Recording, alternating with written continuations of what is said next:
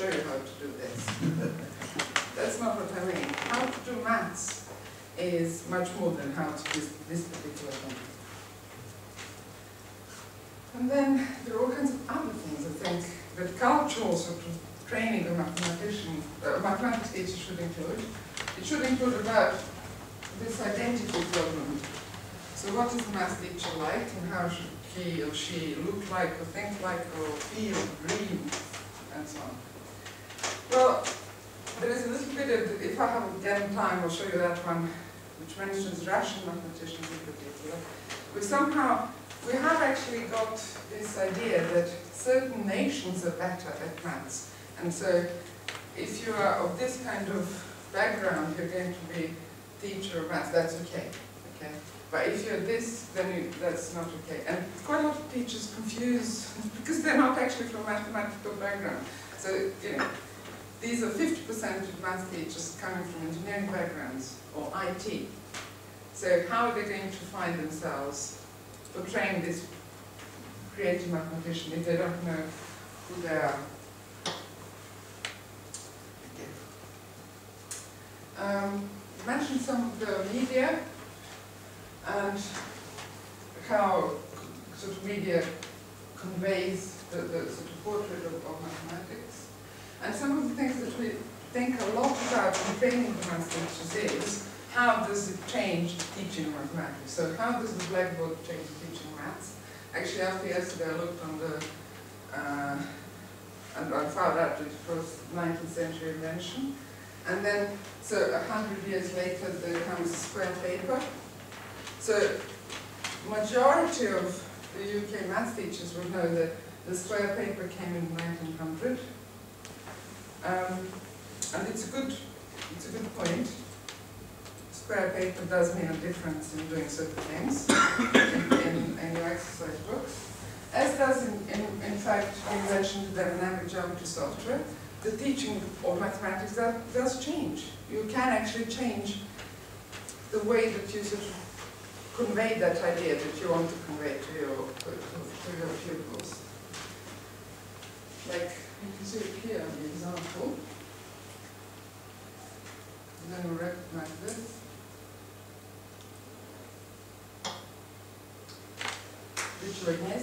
So you can study that by using calculus, just constructing it, or you can do it by using the geometry software. So obviously it will change the way that you're looking at this particular thing. But I want to make a point. Draw a parallel with the teaching of art. Now, who invented Prussian blue? I thought Prussian, okay, I have to ask this question. I asked this question for myself because Prussian blue is my favorite color. So I thought, okay, this is such a stupid question. Who invented Prussian blue? Well, actually, it has an answer. It was actually invented by a person, and this is the first synthetic color that was made, so it's not from a natural pigment, and it saved enormous amounts of lapis lazuli. So until then, they were sort of grinding lapis lazuli. So, although to me it sounded like a sort of trivial question, it's actually a reasonably important question, but it is still a question, and really without wishing to trivialize, it is a question about mixing the color. It's not a question about making a painting, is it? And I think this is what we really quite a lot of times forget about in maths education. We're talking to maths teachers who are not mathematicians, always remember that. You're talking to them, this is how you do it, square paper, blackboard, and so on. But you also need to have this culture of, these are all the different people who did mathematics in these different ways. It is an art, isn't it? We have a sort of whole set of tools that we can use, we don't seem to be using. And I thought I'd really show you some pictures of the classrooms. This is what we're competing with. Seriously. So we're competing with people being able to play guitar. We're competing with people being able to mess about, dress up, and slit each other's throat with plastic knives. and doing experiments, burning things, having explosions. To have a classroom which looks like this. This is actually a very pleasant looking classroom. It's a very lovely, pleasant looking classroom. Lots of blackboard, a smiley teacher, and everyone is doing good work. I just want you to think about it, because we are competing with those other subjects. Okay, so let's just go back. Let's remind ourselves what are the questions of massification, and then let's think about this. Do we actually mention this in teacher training? I don't think many people do. But mathematics is actually one of the most creative opportunities pursuits. It's way there with the art of any kind. I've never yet heard of a mathematical invention that came out just because someone was not creative.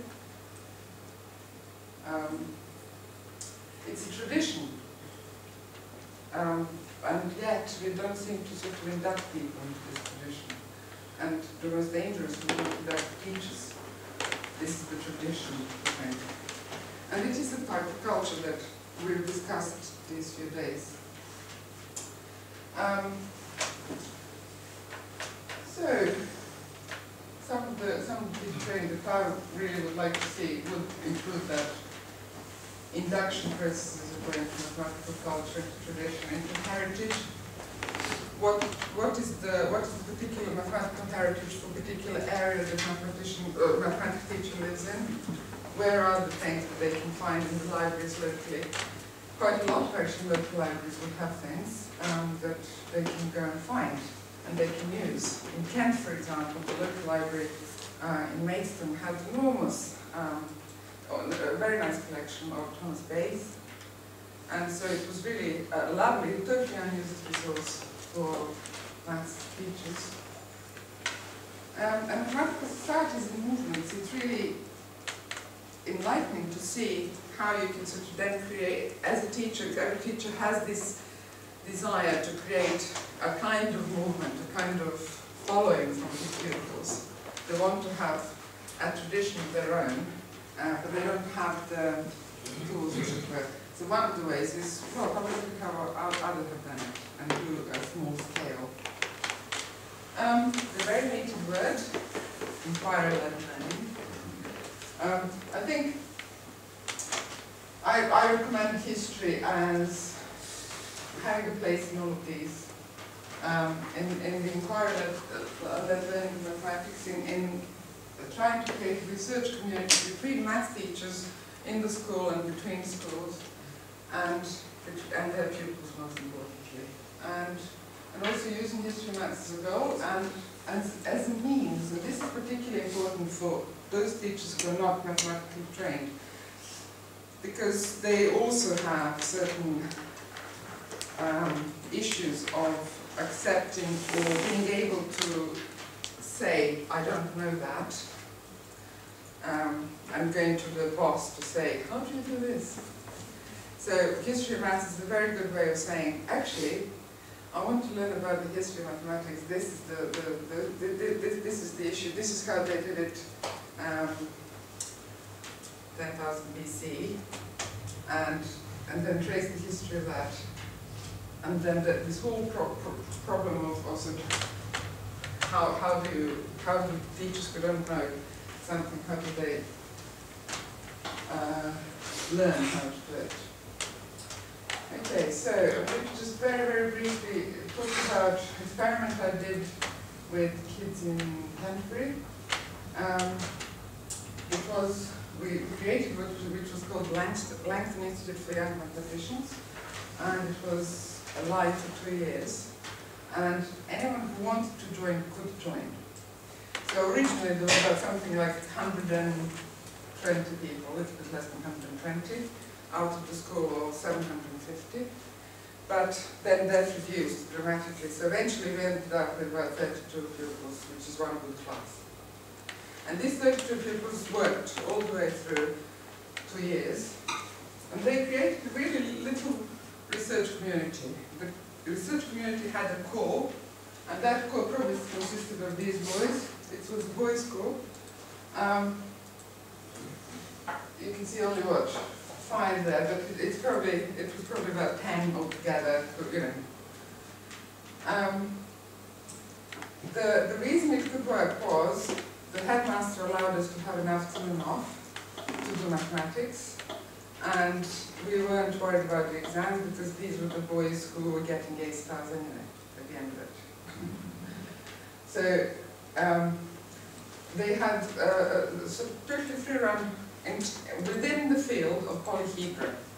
So the first semester, the first term, they were given just a free run, and they did little research projects. And I showed this one here, which is I found quite funny. I don't know whether you can see it. Polyhedra during the Italian Renaissance. This is year 7 boy, okay? 11-year-old. And he did all the classification of polyhedra appearing in paintings from the Italian Renaissance. And these were some other boys who got and started building polyhedra. So we got we had exchange of teachers, so I'll show you that in a minute as well. And they ended up with the sculpture that they created. And this is another little research group. They were interested in whether polyhedra has anything to do with computer science. And I didn't know it had, apart from geometry software or anything like that. But apparently, in computer security, there's a series of algorithms where you use the history where you use the theory of polyhedra to decide whether the program is hackable or not. And they loved it. So they managed to get the guy who came up with that algorithm to come to the school. The other thing we were working on was 4-dimensional geometry. The boys wanted to see whether they can design a chess, which they would be able to play in higher dimensions. So that is their work there. And also we had a weekly meetings during one afternoon a week, at the end of which we had video conferencing with the school in the States. And the school in the States had exactly the same project like we did. So the teachers, as you can see me, are standing in the back, and the kids who are in the front row talking to the kids there. And at the moment someone else is showing their polyhedra and what they found out. So it's creating sort of this sense of, not only am I doing little research here and I'm learning something, but I'm going to communicate it with my colleagues who I will never meet. Just sense of that research community. It's a long way from Bunsen burners. In fact, Arthur, Chris and David's school experiments are going to revolutionise how the world deals with radiation. The particles are hitting the chip and it's then being displayed on the screen there. Their GCSE work visualises nuclear fallout in a brand new way. If we look at, say, this, which is a gamma particle, as we're assuming, that's quite high energy at the centre, but sort of really low energy around it. I guess ultimately it will help to reduce deaths and reduce risks from disasters such as Fukushima. You look at new drugs and they're always manufactured by pharmaceutical companies, and you look at new products and they're always done by big corporations, but this is just, you know, a school. The Langton School for Boys is being taken very seriously. Sellafield is in touch, NASA is visiting in a few weeks, and they're in a long-term partnership with CERN, the home of the Large Hadron Collider. Thank you, very dramatic. But these are the 3 boys from the picture before. These are the 3 boys from the Langton Institute of Young Mathematicians. So a few years later, I'm already gone, so they're doing this with other people, okay? So it's this sense, obviously, not only the sense that, you know, they can sort of play and mess about, which is also important, I think, but the sense of, okay, if we actually think about something very seriously and communicate it with people, some other people are going to start, you know, and so they start communicating with CERN, why not?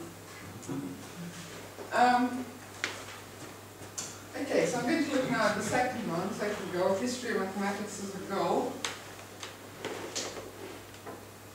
We're going to have some chat, some discussion. Oh, okay.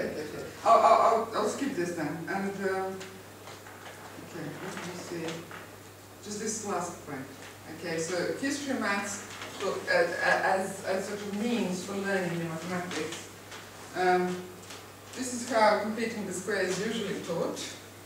So it's an algorithm, and quite a lot of math secondary teachers wouldn't know that it actually has an origin, and it actually means completing the square. Likewise, very few of the teachers would see something like this. And that's an important sort of aspect of doing mathematics, you know, notes. And luckily, in this day, we have actually, for example, Newton's waste book online, so we can use it. We can analyze how he came up with the invention of calculus, and we can show that he, for example, studied generation of curves by mechanical means.